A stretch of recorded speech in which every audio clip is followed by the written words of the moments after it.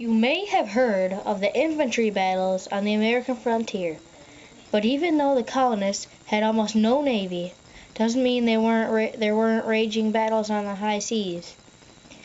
Britain had the most powerful navy in the world. The colonists barely even had a navy. The British Navy had held a blockade, keeping Allied supplies from the colonial army. This also kept colonial ships and merchants from leaving. This caused dramatic changes in the battles on the frontier. The supplies and reinforcements could not enter, and naval ships could not leave, so the Second Continental Congress ordered the construction of 13 colonial warships. In the end, only 2 made it out on the high seas. Several others were captured or sunk. The authorization of 2,000 merchant ships to become privateers was sent out, knowing they were well equipped with weapons.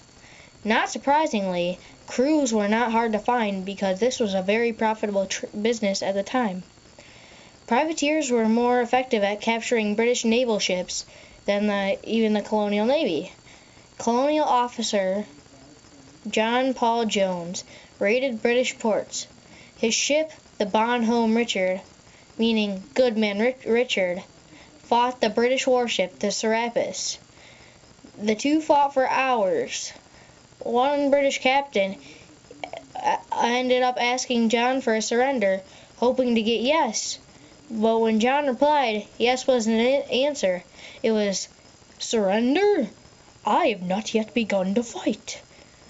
The Serapis ended up surrendering, and the Bonhomme Richard sank shortly after the battle. After his victory, John Paul Jones became a naval hero. Since Britain had arrived in the South, they had gotten less help than they expected.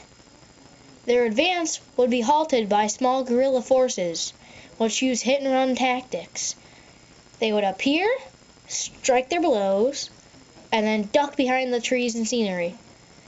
This first form of guerrilla warfare caught the British off guard. Francis Marion, the Swamp Fox, attacked in the swamps of South Carolina. He was so quick and great-timed, a British colonel once said that even the devil himself couldn't catch Marion. Bernardo de Galvez, the governor of Louisiana, knew Spain was neutral, but he still sent thousands of dollars to the colonial army. He also opened the port of New Orleans to free trade of the colonies, sending tons of supplies and ammunition up the Mississippi to troops in the Northwest Territory. With help, George Rogers Clark captured the posts of Kaskaskia, California, and Vincennes. In 1779, Spain declared war on Britain. Spain assembled an army of the Spanish, Creoles, Native Americans, and African Americans, which marched on the British ports near Mississippi. They captured Baton Rouge, Natchez, Mobile, and Pensacola, which provided supply lines for Spain, France, Cuba, and Mexico.